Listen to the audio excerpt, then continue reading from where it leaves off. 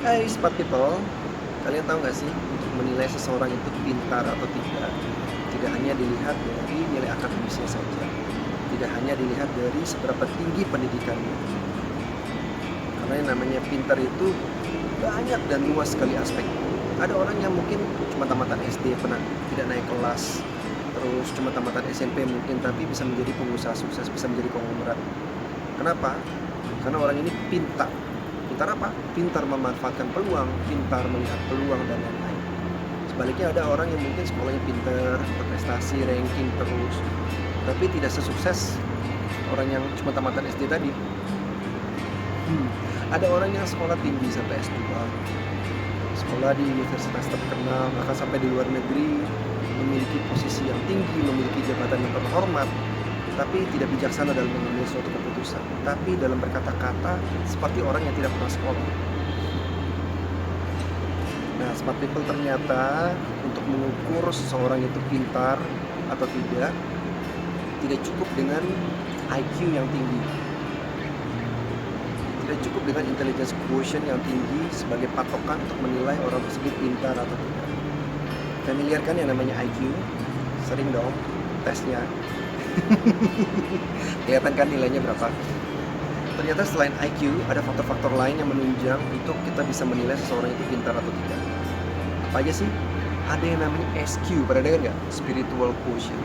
Di sini kita menilai seberapa tingginya orang tersebut berdoa dengan penciptanya, memiliki hubungan kedekatan dengan Tuhan.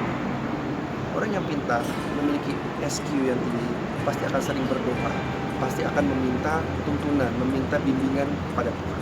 Setiap agama mengajarkan kebaikan, ya kan?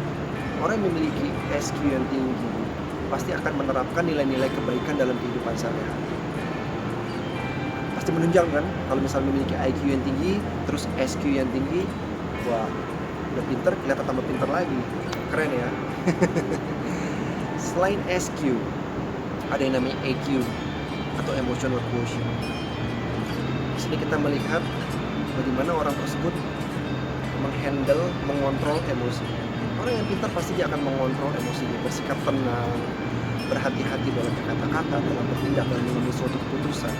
Karena orang tersebut pasti akan berpikir secara general, memikirkan tidak hanya dirinya sendiri, tapi juga dengan orang lain. Related kan, EQ dengan SQ.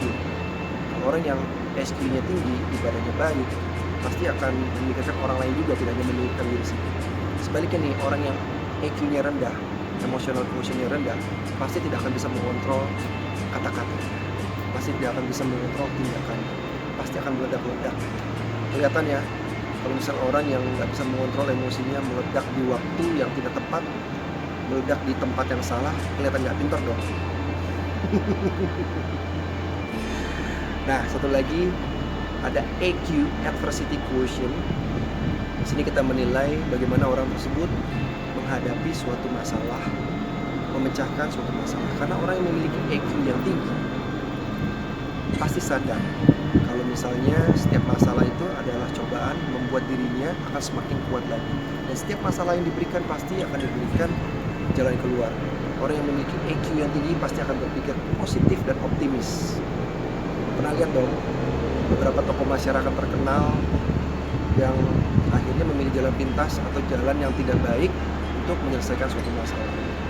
Berapa banyak kita lihat tokoh-tokoh terkenal, artis-artis terkenal yang akhirnya bunuh diri karena tidak tahan dengan tekanan yang dihadapi, tuntutan sosial, tuntutan pekerjaan dan lain-lain. Akhirnya memilih mengakhiri hidupnya dengan bunuh diri. Kelihatan gak smart kan? Itu dia smart people, faktor-faktor yang menunjang untuk kita bisa menilai seseorang itu pintar atau tidak.